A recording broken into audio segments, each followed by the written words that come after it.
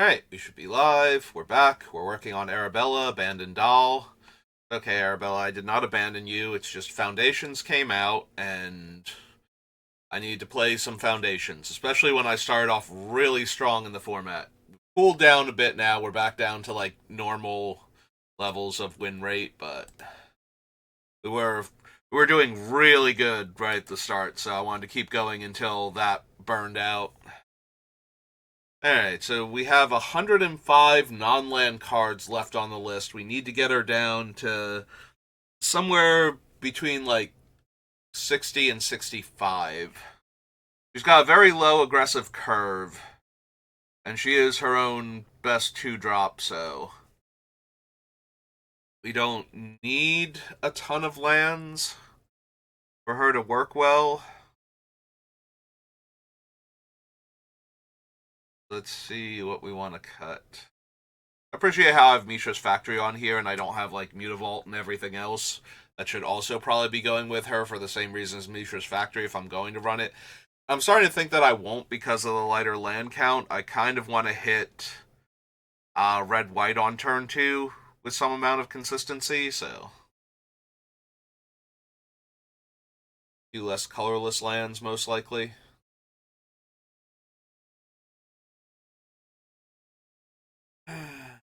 Ensnaring Bridge.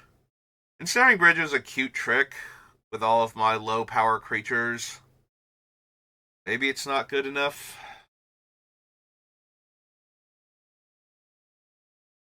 We have all the other damage multipliers. It's possible gratuitous violence, as it's not a creature, so it can't actually attack for damage, but it also doesn't die to random wrath effects.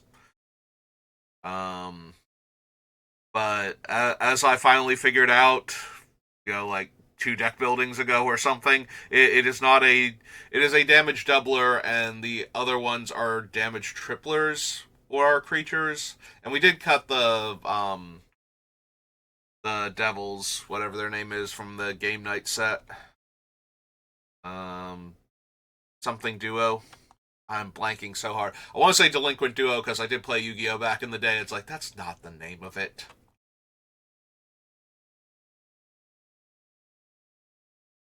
Yeah, I played Yu-Gi-Oh right up until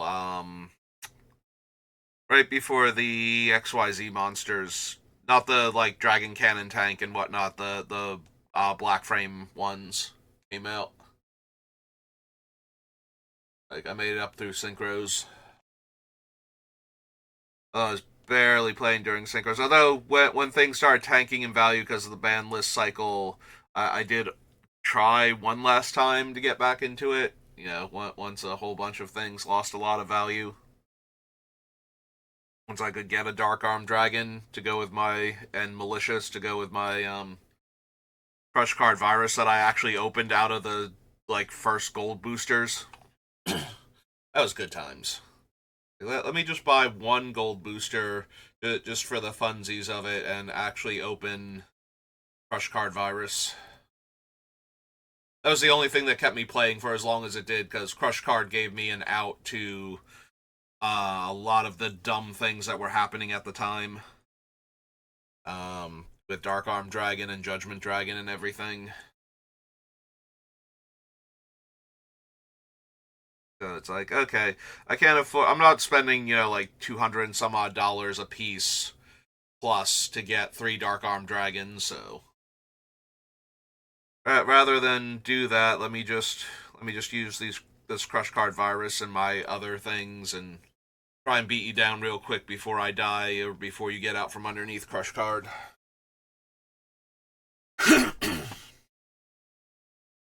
And then they restricted Dark Arm Dragon. I could actually buy one for like $50 and or 25, whatever it was. Once it got restricted, it tanked. Unsurprisingly, same rules apply as Magic does. When the card suddenly is not playable in the format, or suddenly you have 3 of them and you can only run one of them, you suddenly have 2 extras that you're not too sad about parting with. Yeah, that was my third time through the cycle.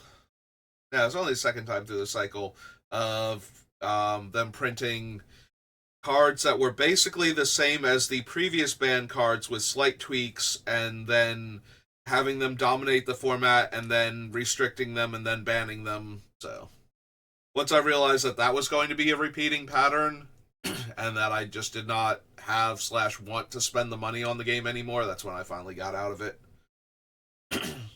Yeah, when Dark Armed and Judgment are basically Chaos Emperor and Blackluster. And then they did it again with I forget what their names were, but they actually legit just did it again with another Light and Darkness Matters, like 2 dragon creatures, where it's like 2 light and 1 dark, and 2 dark and 1 light to summon them, and yeah. And then they banned them and a whole bunch of other dragons, and that was when I was still playing the card game. Well, the card game. I was still playing the like Game Boy games, the 3DS one at that point. So I saw like the beginning of the dragons coming out, and then all of those got banned, and I'm just like, okay, cool. So we did it a third time. We're just gonna keep doing this cycle. Anyway, back to Magic and the deck I'm actually building right now. I scrolled too far down while reminiscing. Alright, so there was Gratuitous Violence, which might still be the cut.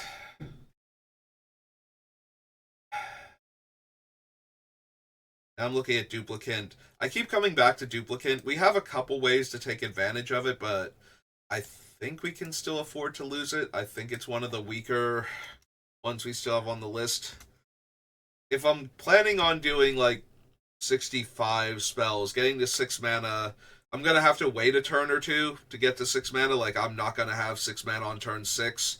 I probably won't have it until like turn 7 or 8, most likely. And there will be times where I don't have it until like turn 9. So if I'm going to run 6 drops, I kind of need them to be game ending or to catch me all the way back up. So things like Austere Command, or Darian doesn't straight up win me the game, but he is very powerful in this deck. So, but yeah, I don't think that's the 6 drop I want, and we need to make some cuts. So if I'm looking at going, yeah, I can probably cut that. I don't want to lose Well of Lost Dreams. That's just way too many cards. Even if I'm stuck on 4 mana, if I play this and attack with Arabella and actually get to draw 3 to 4 cards from her trigger, gaining me that much life, and spending the mana to draw the cards, I think I'm doing great. So, if you want to keep that, we obviously have way too many 1 toughness creatures. Skull Clamp's amazing in this deck.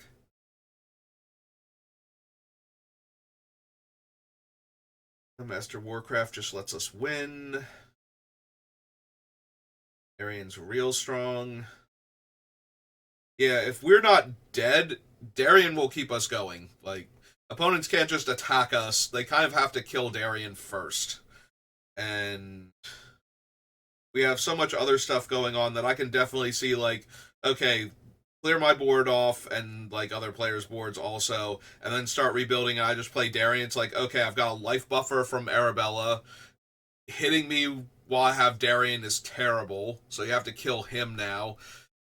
And in the meantime, we have other ways to like deal damage to ourselves with our mana base, so we can just start making 1/1s off of that while casting Arabella again next turn. So, and of course, there'll be times where we just go, okay, well, board got wiped, so here's Darian, and then they just kill Darian. It's like, okay, but that was going to be true of most of the cards in our deck, where it's like a 1-card thing that just gets us back into the game. So, there's no real, oh no, we got because I relied too heavily on this 1 creature. It's like, no, that was going to happen. And how many other cards would be just as good / bad in that position that we're going to consider running anyway? So why not him also? And the answer to that question becomes, well, if we look at all these cards and we go, okay, these ones would actually win in that scenario or get more value, then it's like, okay, maybe there's an argument, but it's also like if they did not kill Darian immediately, how much value could we generate from him? If it's enough, then it's worth the risk some of the time. Oh, Hellrider. It might be Hellrider. We already have Cavalcade and or maybe it's Raid Bombardment, honestly. Like, Raid Bombardment's more expensive than Cavalcade, and most of our creatures, like, the bulk of our creatures fit into Cavalcade. Um, if, like, over half of our creatures are in Cavalcade, then we get, like, another, like, 65% maybe, or 70% with Raid Bombardment, and then Hellrider is just 100%, because it doesn't care about the power, just cares that the creature's attacking. So maybe we can lose the Raid Bombardment then. Yeah, Hellrider having haste means that we're going to get to ambush people with it, but it's the same as if we just dropped one of the enchantments and then turned everything sideways. So.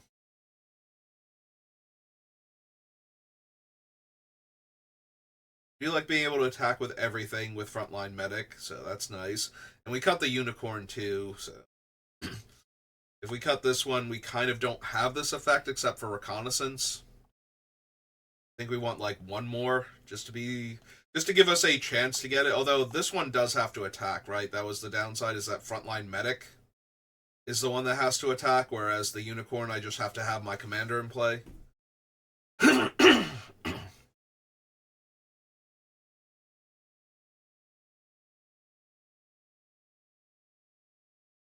I do desperately want to keep Perforos. Like, I don't think I would run Impact Tremors in this deck. We certainly have enough creature makers that Impact Tremors is fine. But I like Perforos because he's double impact tremors, effectively. It's 2 triggers per creature worth of damage, and the fire breathing, so I think he's just way too much in this deck. Might be Visionary Augmenter.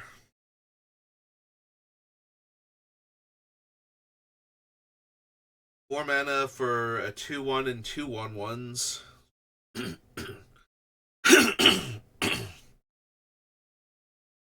Now that I'm thinking about it, since Raid Bombardment's 3 and Cavalcade's 2, would I keep Raid Bombardment because it hits more of our creatures and it's not a huge difference in mana?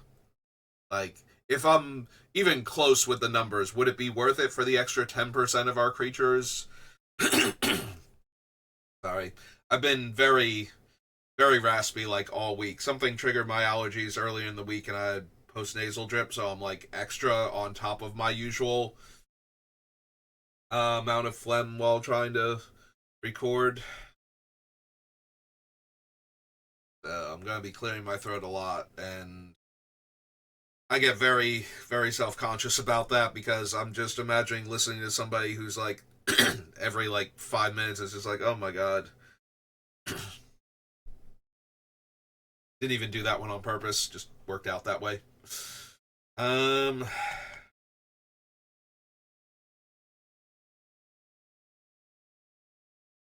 to the Visionary Augmenter.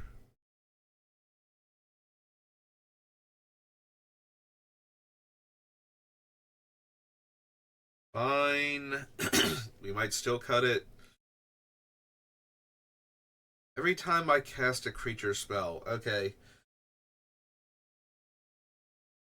Maybe I need to look at the number of creature spells that we're actually going to have. Like, how many...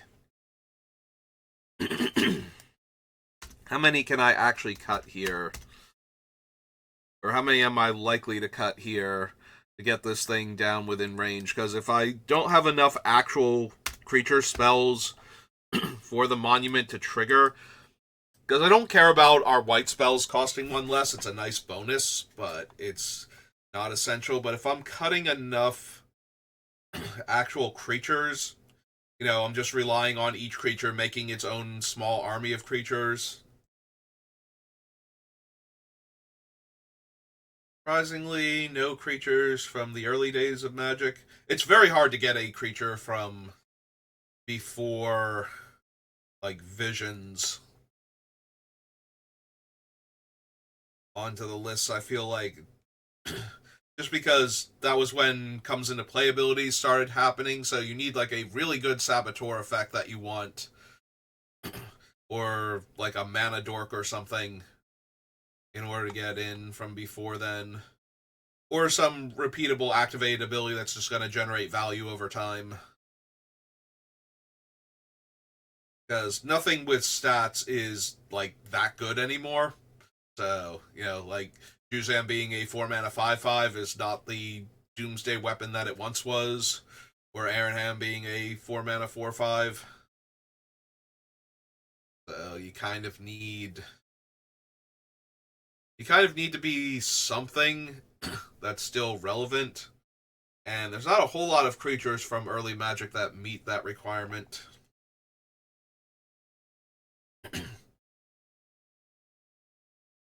Alright, so still no creatures. So Siege Gang Commander, Sad Robot, Kiki. That's the other thing. Things like Kiki don't actually count, although they wouldn't count anyway because it would have to be non-token. Otherwise, the tokens coming in would make more. But yeah, we can't do any like blink shenanigans or anything. Darien, your entity, Revelark, Durgar, 8, 9, 10, 11, 12, 13. Only if he's actually online when he comes down. So we don't really count him. 13, 14, 15,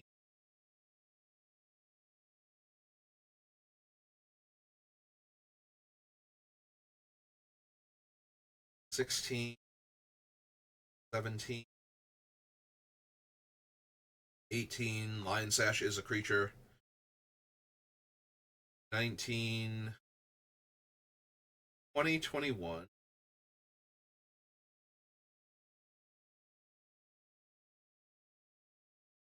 2, 23, 4, 5,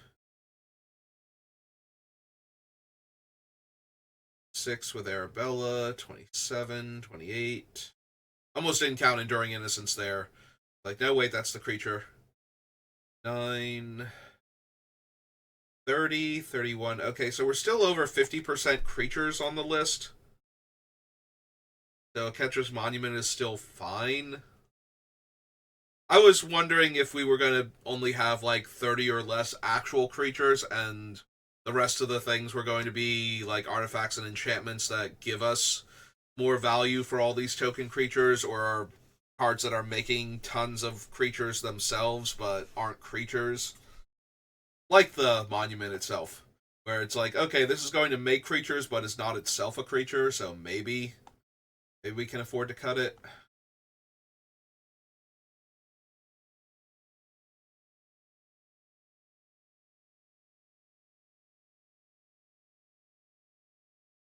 And we could still get to that point if we cut like a bunch more creatures, but we're going to have to cut a lot more creatures. Like if we already have 30 creatures and I'm not even through the list, we would have to cut like 20 more creatures. I feel like in order for it to be like, okay, we don't have enough now. Dragons of Tarkir, Kaladesh, there we go. So that's where we were with Oketra's Monument while going through the list. Ilanali's Summoner is too good.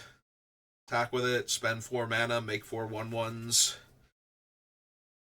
That's like 9 permanents at that point with nothing else in play. And I have to believe I have Arabella if I'm attacking with this guy, so that's 10. So we get to keep all of the tokens at end of turn if they don't get eaten in combat. And if the summoner can survive, you know, If we have the medic, or if we have reconnaissance, or if it's just getting through. A ton of bodies for Arabella later. Yeah, maybe it's Cavalcade of Calamity.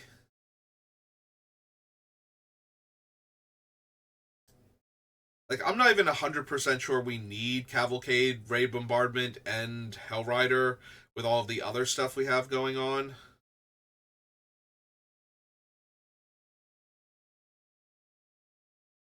Are all three of them to defending player? Like, are any of them somehow to each opponent?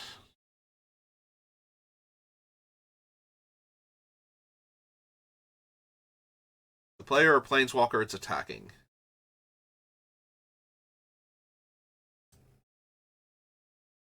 Alright, so that's Hellrider. Cavalcade was to the defending player. Raid Bombardment is also.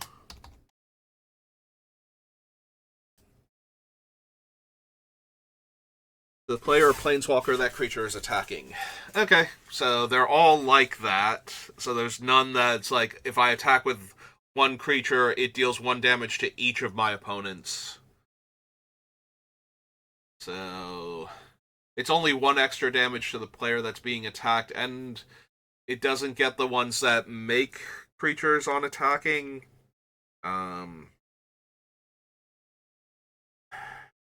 Maybe we don't need any of them then? Maybe they're all a little short of being good. Because we need to make more room, and I would rather have more creatures that are either making more bodies or fall into, like, Arabella's power range themselves and are doing other stuff. Yeah, maybe Cavalcade, Raid Bombardment, and the Hellrider can all go then.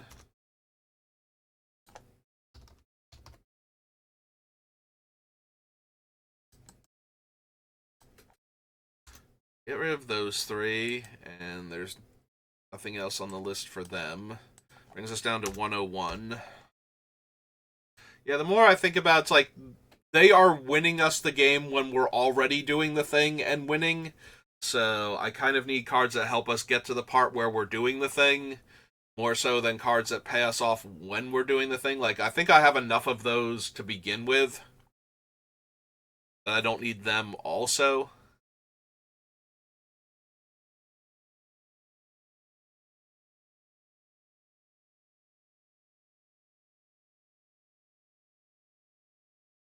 Alright, so we're on, like, Ravnica Allegiance with Cavalcade.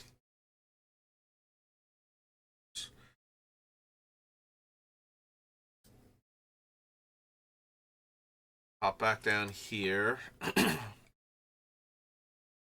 Prevention I want to keep. Bugbear is probably still fine.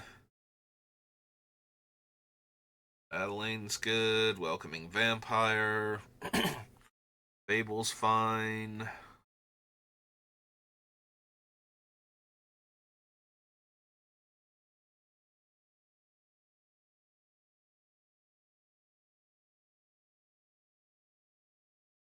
Do want to try and keep all of those. Tokasha's Welcome. Andrak. Skrelv. Yeah, I think Hive is too good. Making a 1-1 for free. Well, I take 1 damage, but make it 1-1 for free, mana-wise, every turn. It's probably one of the few 2-drops I would cast instead of Arabella. If I had it on turn 2 in my hand, so.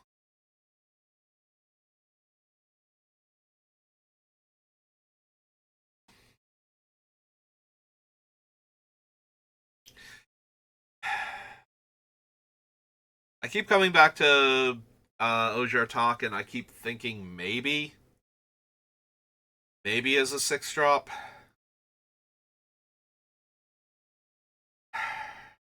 Probably still too good. It's kind of like Ogier Talk and Ocelot Pride, like, are the 2 extreme ends of the I am thinking about cutting this token maker in my Token Matters deck just because, both of them are not like with Ogier Talk. I have to be making tokens that turn. Otherwise, I just cast a 6-drop nearly do nothing card. Like it's a 6 mana 6/6 vigilance. That doesn't mean much of anything in Commander, honestly. But other than that, they're not going to be able to kill it with like small amounts of damage thrown in there. Um, and then the other one is a 1 mana creature, but I need to gain the life, so Arabella has to attack comfortably because that's my primary life gain source. And then I don't get the tokens until the end of turn, so now we're incentivizing everybody at the table to Wrath before I get to untap and actually attack with my now augmented Arabella because of all the extra tokens that I made off of Ocelot Pride in theory.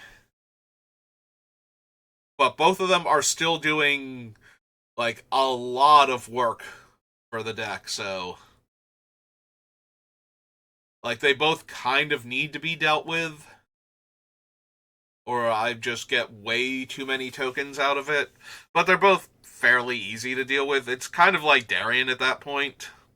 You know, if you just let it sit on the battlefield for a little bit, it's going to get out of hand. So it kind of needs to be dealt with. But at least Talk has the ability to come back.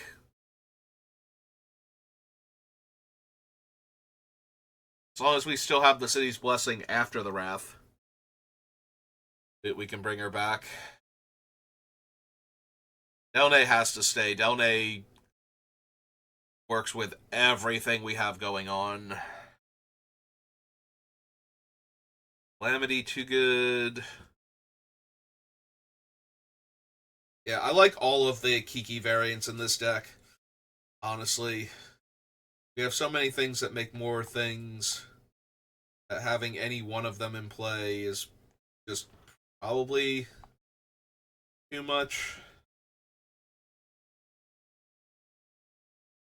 So the Burrow is too good at being removal.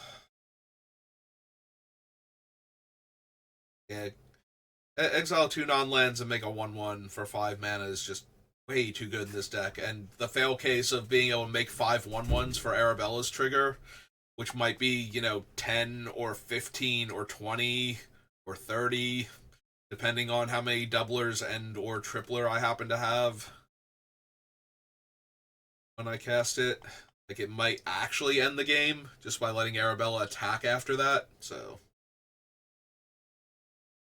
a card that kills 2 very problematic permanents and can also randomly win me the game, like 1 in every 500 games or something. Probably want to keep that. Wondering if we lose Recruiter of the Guard. It's tempting because we do have more creatures that fall into Imperial Recruiter's range. Just because he's power based, like, because we can run like 2 3s and 1 4s and whatnot, and they all still count for Arabella, and they're tutorable with Imperial Recruiter, but not Recruiter of the Guard. So there's a minor amount of temptation. Yeah, weirdly enough, the red one lets you tutor for the high toughness cards, and the white one lets you tutor for the high power cards. And it kind of feels like they're reversed.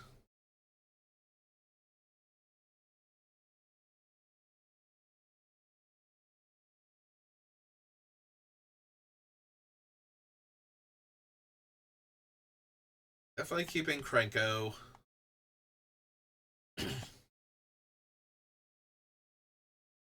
Want to keep Audric?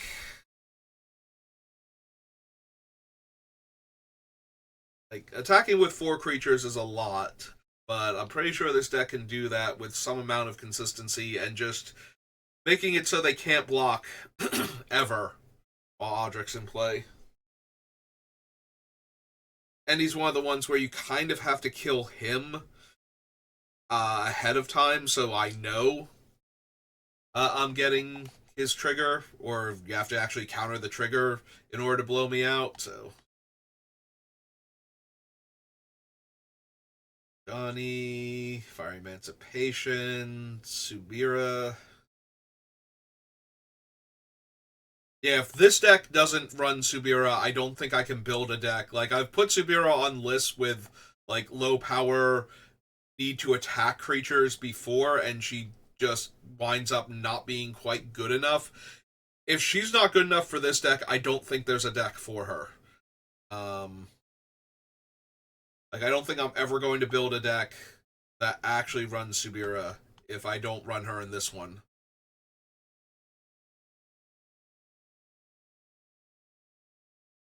Really love this Ajani in the deck. There's the Ocelot again.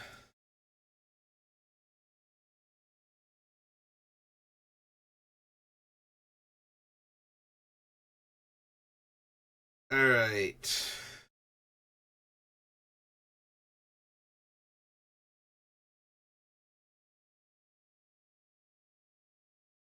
Looking at Abdel.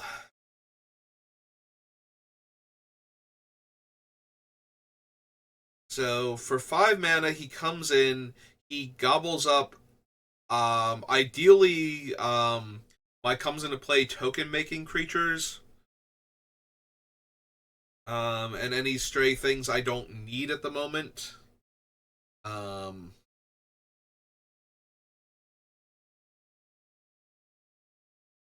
like any non-land permanent I don't need at the time, and just makes that many 1/1s, and then when he leaves play we get those things back, so he's good wrath insurance on top of that. If all I'm doing is eating Siege Gang Commander, or even just like Visionary Augmenter or Goblin Gang Leader or something. Like, if he eats that and I get an extra 1/1 out of that, and then that thing is stored away for a post Wrath, put 3 bodies onto the table, recast Arabella, and start attacking with her again and draining for 4. Like, that's already okay, and being able to do more than that. The only downside is if he dies in response to his comes into play ability, it's just like countering him, because it's and until he leaves, so it never, like, the cards never go away and come back, so I don't get any tokens out of him. Which wouldn't be true for, just casting Siege Gang Commander or something like that. He does have the potential to make a huge number of tokens. If I have any of the token doublers, him eating tokens is probably great also. Even if I'm, like, losing goblins that I might need later on for Siege Gang or Krenko or something. Like, if I make triple, well, I don't think I would do it if it was Krenko, but if it was like Siege Gang Commander, either, like, if I'm looking at Siege Gang Commander, yeah. If I have him, then I'm okay losing them. If I don't have him, I'm okay top decking him. It's Krenko where I would care that I ate all of my goblins, but got like 2 soldiers or 3 soldiers for every goblin that I ate. Like, I'd be a little sad if I drew Krenko after that, since those effects will still apply to Krenko. So the fact that I, traded out 5 goblins for 10 soldiers makes me a little sad, when I could have tapped Krenko to make 12 goblins and then 24 goblins, and now he's going to take a little while to get back up to that point.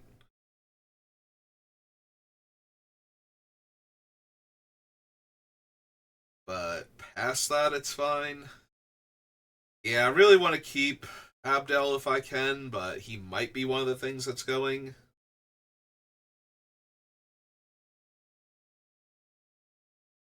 I want to keep Jazal. So we have Leon in War Standard, Perforos, and Jazal for this type of effect. And I think those are all of them. Um, Ear of Bladehold also pumps all of our creatures, but I'm more concerned about the making 2/1/1s and letting Arabella's trigger resolve and then buffing my team. But they are the, like, 3 cards that can mass pump our team. There's also a little bit on the weaker side because he has to, like, getting to 9 mana and quad white is going to be an issue, so there's no point in time where I'm going to cast him and attack and then activate him. Like, even if he's not attacking, it's just my attacking creatures get +X/+X. So, using him as a 9 mana Craterhoof Behemoth, probably not viable. But the fact that we can cast him on 4 and then opponents have to deal with him or our entire board, one or the other. Like, if they can't deal with our entire board, they kind of now have to kill him or they just lose, so I think I'm okay with that still. Protection, maneuver. We have a handful of creatures that if you can only deal with one creature, you have to deal with them, so deflecting SWAT seems really strong here. Like, a lot of times I will lose deflecting SWAT when I have access to flawless maneuver and fierce guardianship because we just have better protection effects at that point. But I think we have enough creatures that are in desperate need of being killed and therefore targeted removal is coming at them, that deflecting SWAT probably has a lot more going on for it than normal. And it's already an incredibly strong card. Like, I think it's the 3rd strongest out of the cycle, and I think it's very, very playable in Commander. It's just that a lot of the times I need room, and for the same reason that I don't run Imp's Mischief in all of my black decks, I wind up cutting Flawless Maneuver in a lot of my red decks. Because I want to run the cards that let me do the thing and run a handful of protection cards, and a lot of the time it's just like, okay, but I also have these 5 cards, and they're also really good at protecting all of our stuff.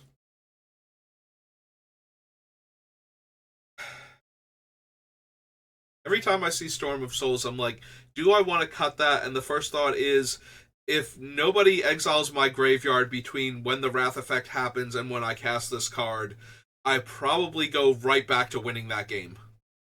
Like, buying back any of my I make tokens when something happens creatures as 1/1 flyers and therefore being in range of Arabella also.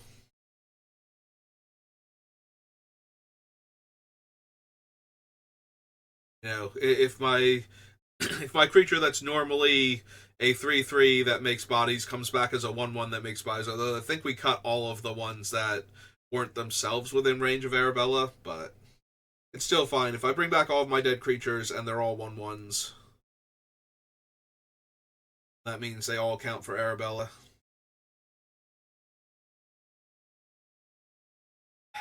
Could be the Chivalric Alliance. We have a bunch of similar cards to it. The problem is that it also works with some of our similar cards. You know, if I spend mana and discard a card and make a 2/2 knight, and that triggers Welcoming Vampire or Tokasha's Welcome, then it essentially lets me cycle my cards and make 2/2s. And that's pretty potent.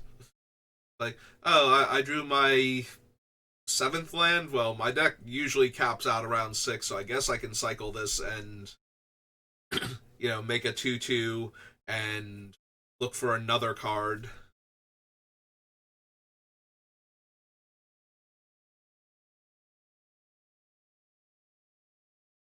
I want to keep the Conqueror.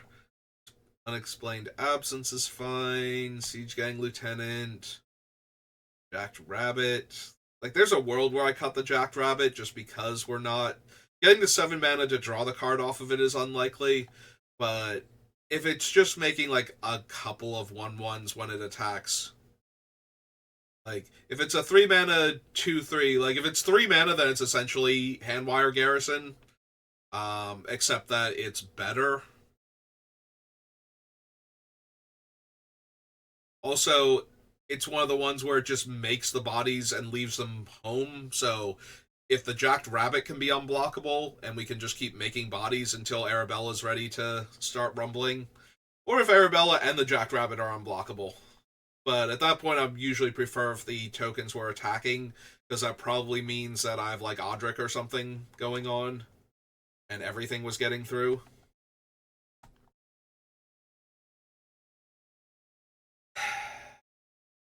40 minutes, and I've only made like 2 cuts. Although I did need to kind of get back into the groove after taking like 3 days off. Oh, I'm sorry, we cut like 5 cards. I'd like to cut a few more if I can before the time is up, but I don't know. Pull that off. I already cut the outpost, but that was a land, so that doesn't matter for our count anyway. Fairy Augmenter, Oketros Monument, Talani's Summoner, Dawn of Hope, Line, Rabble Rousing, Morel, Skrelv, Potentance. That's true. I was worried about like losing all the goblins for Krenko, but I did not consider gaining all of the soldiers for Myrel in that situation.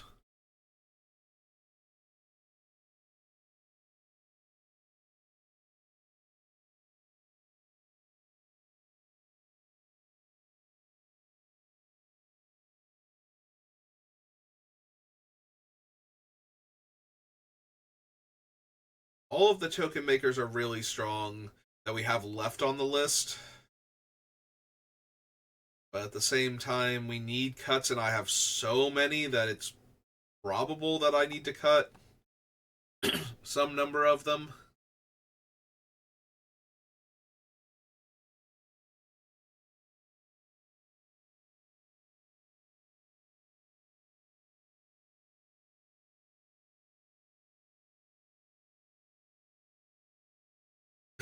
Yeah, all of the X spells are fine. If we're only making like 3 or 4 1/1s with each one of them, that's probably still okay with all the other stuff we have going on that we'll care about making the tokens or just having the bodies for Arabella. So I have to believe that they're all fine for the X make X 1/1 cards.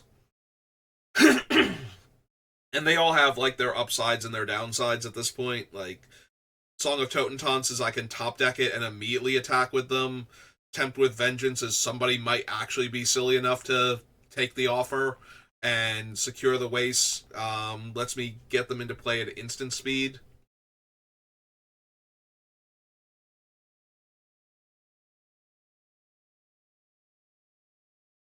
So all 3 of them are fine. If anything, Secure the Waste might actually be the weakest of the 3, but that's fine.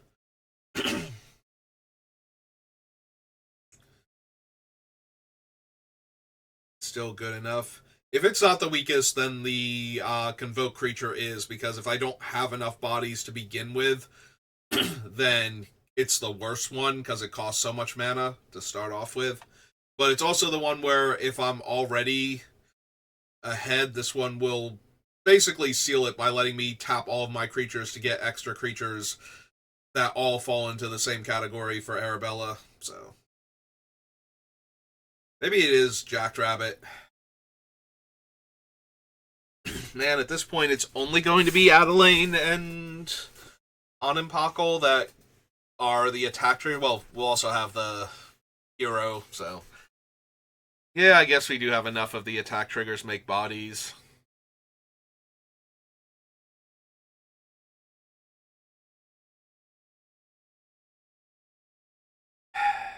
Yeah, okay, I can see the Jackrabbit actually going then.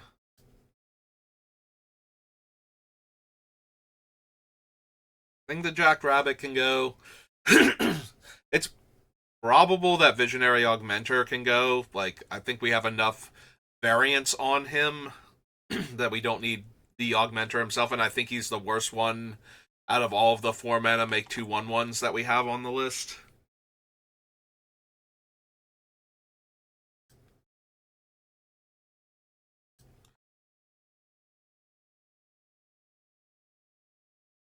Because we got rid of like a lot of other cards that are similar in power level to him already because they weren't quite good enough. But I think we have enough other cards like him that we can probably get rid of him. He's one of the cards that I keep thinking it's like, okay, is now when I'm going to cut Visionary Augmenter because I have the 3 goblins that are better than him and some other stuff, and I think we're finally at that point.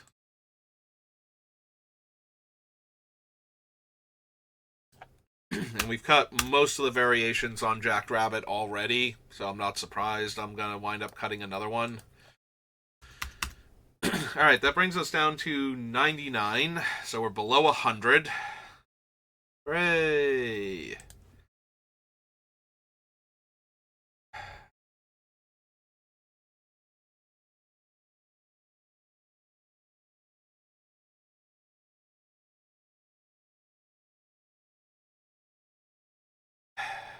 For my damage augmenters again, if I lost Gratuitous Violence, it's just Sulfim, City on Fire, and Fiery Emancipation at that point.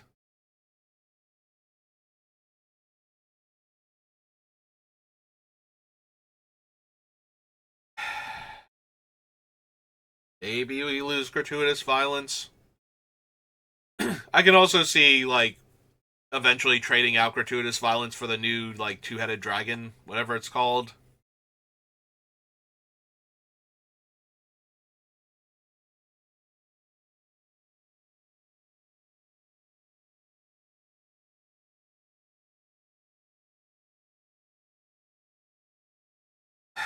Maybe we lose Dawn of Hope. It's very expensive. Like, it's 2 mana to draw the card, 4 mana to make the body.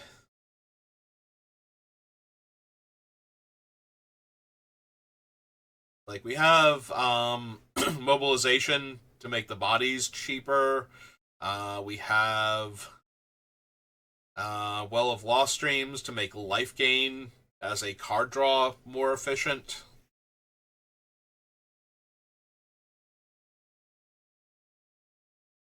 Dawn of Hope is kind of in the middle there, although there will be times where we just attack with Arabella and get to draw a card because of her trigger with this thing, so it's not terrible. But we also lost a bunch of the other things that make us pay mana to draw the cards, where it's not like 1 mana gets us at least 1 card. Even then, like, we did lose what's his name? The Mentor of the Meek. So yeah, maybe Dawn of Hope can also go. So we cut Dawn of Hope, and then we go looking for it. 5 instances of Dawn of Hope. Ah, Dust to Dawn. Okay, so Dawn of Hope. There's where it is on the actual list, and I think it's on one of the other things, like it's under Card Advantage and Token Makers. Alright, so we lose the Dawn of Hope.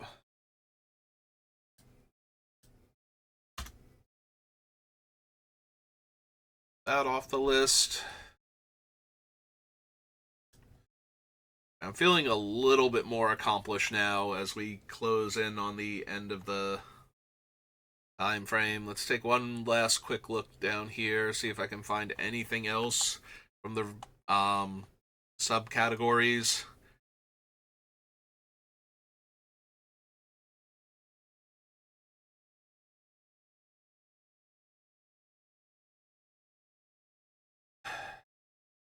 Winner, Monument.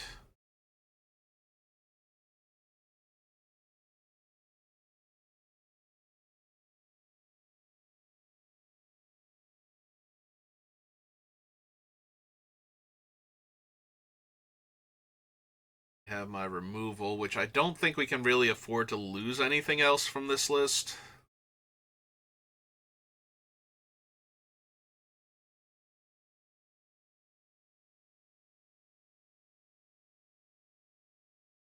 We have just the right amount.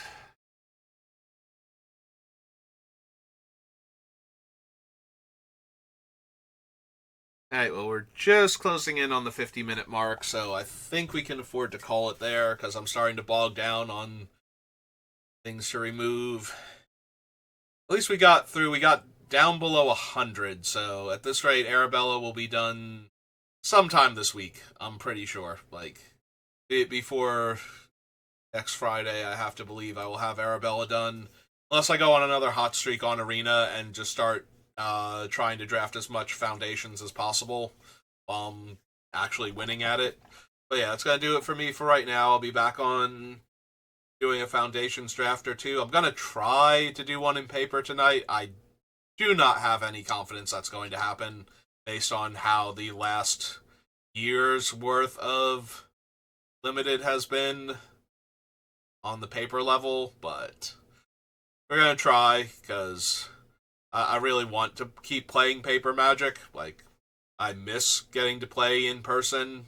Pre-releases are so much fun, and I love drafting. And I just want to be able to play Magic with other human beings and interact with them instead of staring at a computer screen watching somebody salty rope me because they're upset because I played good cards and there's nobody around besides me to judge them for it. But yeah, that's going to do it for me for right now, so thank you for watching, and I will see you next time. Have a good rest of your day.